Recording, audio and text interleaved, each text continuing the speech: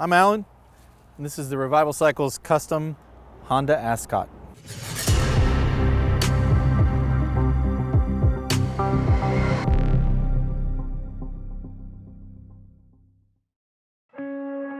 So, this bike has been around a while.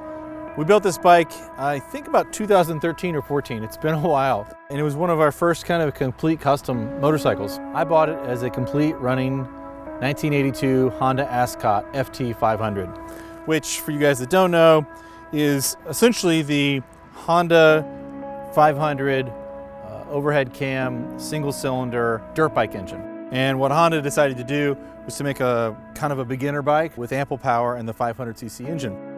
So all they really did was add electric start to the dirt bike engine. I think maybe detuned it a little bit and put it into this rather homely street bike frame. But not a pretty bike by any stretch of the means, but a great beginner bike, right? And I lusted after that bike in the 80s actually, because it was small enough that I could, maybe I could ride it, but I never got one. We started with a pretty much complete factory bike and a Texas title. Someone that I'd hired worked at Revival for a while, just hacked into the factory frame and it didn't go anywhere from there. So we started with a somewhat incomplete bike, but we had a client come to us and said he wanted a smaller, lightweight custom motorcycle. So we said, hey, we've got a great bike that not a lot of people build customs out of that we would think would be great for that. So we took that bike and started with it. Now, it doesn't look like a Honda Ascot anymore.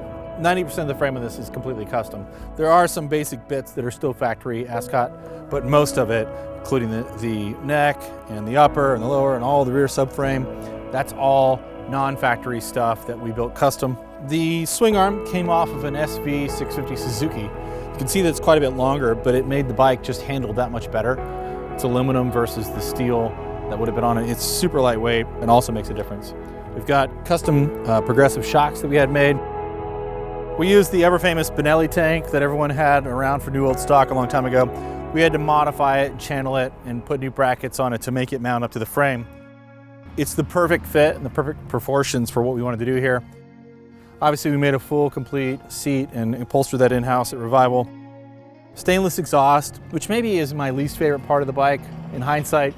I think with lots of things that you build in hindsight, you find parts of every project that you wish you'd done a little more or spent a little more time on. But you'll notice that the exhaust pipes are quite small, but I wish that I'd come up with something a little more creative than this continuous curve. It's a little boring, but regardless, the bike sounds really, really nice.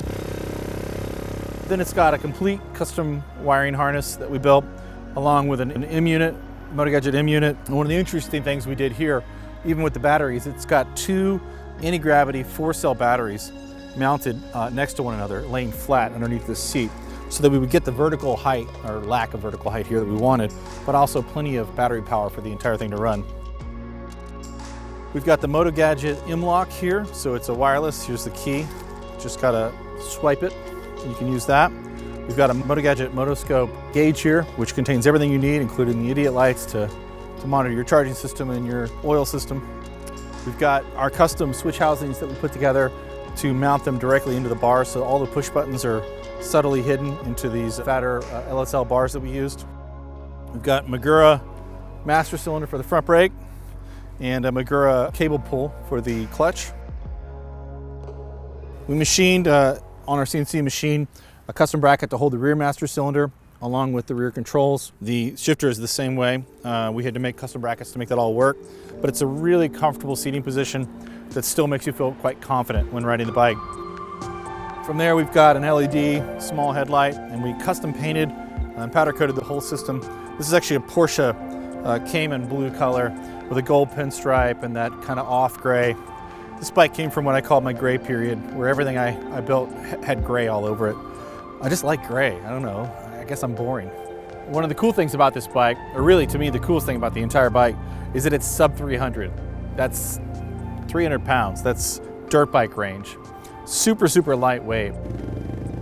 As a rider, this bike is really well suited towards riding around town, weaving in and out of traffic, perhaps tight twisties, lower speed obviously because it tops out at just over 100 miles an hour, but it gets there quick.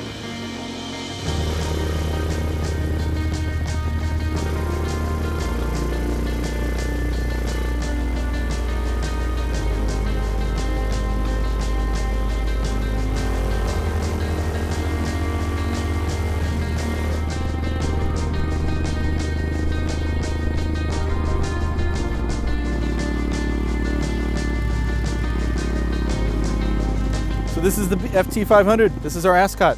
If you like small, lightweight bikes, this is it. This is a really trick little bike that's easy to look past, but I still think it stands up as a cool custom. What's great about this bike is that I think that an experienced rider would have just as much fun as a beginner. It's a versatile little machine that's extremely capable and super fun. If you'd like to find out more about this bike, detailed specs, or even the parts that we used on it, everything's listed on our website under this bike for the bikes that we built. We'll also put some links below in this YouTube video to show you where you can get these parts to purchase. And if you have any questions about how we accomplished what we did, give us an email, let us know. Now's the time of video where most people ask for money or donations or whatever. I'm not gonna ask you for that.